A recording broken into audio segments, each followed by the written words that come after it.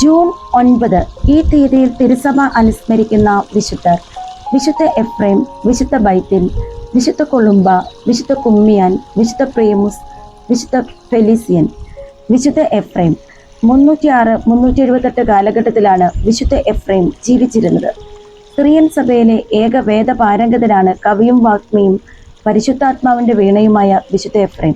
അദ്ദേഹം മെസോപ്പൊട്ടോമിയയിൽ നിസിബിസിൽ ജനിച്ചു. 18-ാമത്തെ വയസ്സിലാണ് ജ്ഞാനസ്നാനം സ്വീകരിച്ചത്. കുറേ നാൾ സ്വദേശത്ത് ഉപദേഷ്ടാവായി ജോലി ചെയ്തു. പേർഷ്യൻ രാജാവായ ഷാർപൂർ രണ്ടാമൻ നിസിബിസ് പിടിച്ചടക്കിയപ്പോൾ മതമർദ്ദനം ഉണ്ടാകുമെന്ന് ഭയന്ന് എഫ്രേം ഉൾപ്പെടെ പല ക്രിസ്ത്യാനികളും എദെസയിലേക്ക് പലായനം ചെയ്തു. അവിടുത്തെ വിശുദ്ധഗ്രന്ഥ വിദ്യാലയത്തിന് പേരും പെരുമയും വരുത്തിയത് എഫ്രേമാണ്. അവിടെ വെച്ച് ഡീക്കൻ പട്ടം സ്വീകരിച്ചെങ്കിലും പൗരോഹിത്യം സ്വീകരിക്കാൻ അദ്ദേഹത്തിൻ്റെ എളിമ സമ്മതിച്ചില്ല. പിന്നീട് മെത്രാഭിഷേകത്തിന് ക്ഷണമുണ്ടായപ്പോൾ ഭ്രാന്ത് അഭിനയിച്ചാണ് ആ ബഹുമാനത്തിൽ നിന്ന് ഒഴിഞ്ഞു മാറിയത്. ഡീക്കൻ എഫ്രേം വെറും നിലത്ത് കിടന്നാണ് ഉറങ്ങിയിരുന്നത്. രാത്രി ദീർഘമായി അദ്ദേഹം പ്രാർത്ഥിച്ചിരുന്നു. പല ദിവസവും ഉപവസിച്ചിരുന്നു. വല്ലവരും സ്തുതിച്ച് സംസാരിക്കുകയാണെങ്കിൽ അദ്ദേഹം വിയർത്തു കുളിക്കുമായിരുന്നു. ഒരു ദിവസം ഒരു സഹോദരൻ അത്താഴം കൊണ്ടുവന്നപ്പോൾ പാത്രം താഴെ വീണ് ഭക്ഷണം നഷ്ടപ്പെട്ടു. സഹോദരന്റെ പരിഭ്രമം കണ്ടിട്ട് എഫ്രേം പറഞ്ഞു, "അത്താഴം ഇങ്ങോട്ട് വരില്ല, നമുക്ക് അങ്ങോട്ട് പോകാം" എന്ന് പറഞ്ഞ് ഭക്ഷണം വീണ സ്ഥലത്ത് നിന്ന് എടുക്കാവുന്നതെല്ലാം ഭക്ഷിച്ചു.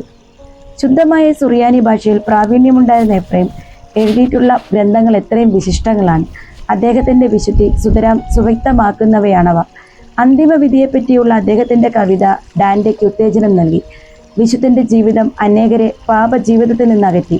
പാഷണ്ഡികൾ തങ്ങളുടെ അബദ്ധങ്ങൾ പ്രചരിപ്പിക്കാൻ പാട്ടുകൾ എഴുതി തെരുവീഥികളിലൂടെ പാടി നടന്നിരുന്നു. എഫ്രേം ഗാനരൂപത്തിൽ തന്നെ പ്രത്യാഖ്യാനം എഴുതി. അങ്ങനെയാണ് പരിശുദ്ധാത്മാവിൻ്റെ വീണ എന്ന് അദ്ദേഹത്തിന് പേരുണ്ടായത്. 372 എഫ്രേം കേസറിയായിൽ പോയി വിശുദ്ധ ബേസിലിൻ്റെ ഒരു പ്രസംഗം ശ്രവിച്ചു.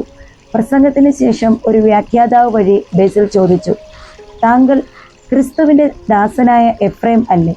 അദ്ദേഹം പ്രതിവചിച്ചു, "സ്വർഗപഥത്തിൽ നിന്ന് വ്യതിചലിച്ച ആ എഫ്രേമാണ് ഞാൻ." അനന്തരം സ്വരമുയർത്തി കണ്ണുനീരോടുകൂടി അദ്ദേഹം പറഞ്ഞു, "പിതാവേ, ഈ നീച പാപിയുടെ മേൽ കൃപയുണ്ടാകണമേ. ഇടുങ്ങിയ വഴിയിൽ കൂടെ എന്നെ നയിക്കുക."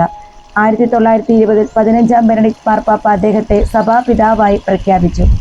അഭിഷിക്തരല്ലാത്ത തിരുസഭയിൽ 2 സഭാപിതാക്കന്മാരിൽ ഒരാളാണ് വിശുദ്ധ എഫ്രേം. ഇന്നേ ദിവസം നമുക്കിങ്ങനെ വിചിന്തനം ചെയ്യാം. വാർദ്ധക്യം വരെ എഫ്രേം ഗാനങ്ങൾ രചിക്കുകയും ആലപിക്കുകയും ചെയ്തു.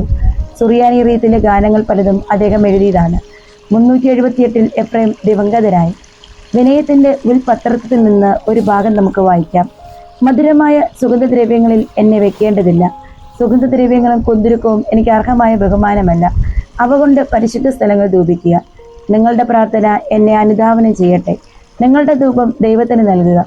സുഗന്ധദ്രവ്യങ്ങൾക്കും സുരഭില വസ്തുക്കൾക്കും പകരം നിങ്ങളുടെ കീർത്തനങ്ങൾ എനിക്ക് വേണ്ടി അർപ്പിക്കുക. നിങ്ങളുടെ മധ്യസ്ഥ പ്രാർത്ഥനയിൽ എന്നെ അനുസ്മരിക്കുക."